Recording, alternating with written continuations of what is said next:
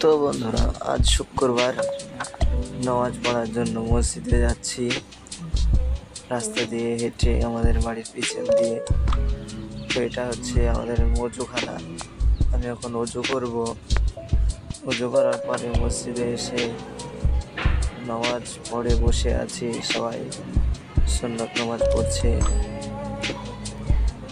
এটা আমাদের মসজিদের বারান্দা এবং এটা নামাজ সিঁড়ি। এটা মিনারে ওঠা সিঁড়ি এবং দোতলার মসজিদে ওঠা সিঁড়ি ভিতর দিয়ে।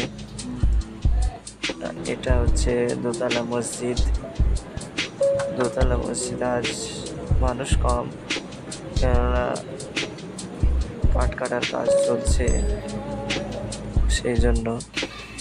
এটা হচ্ছে আমাদের মাদ্রাসা মসজিদ একই জায়গায়। এটা মাদ্রাসা মিনার থেকে চারি সাইডটা তোলা হয়েছে এবং সব নামাজ পড়ে একে একে বেরোচ্ছে। এটা মাদ্রাসার গেট এবং ছাদের এই সাইডটা এটা মসজিদের ছাদ।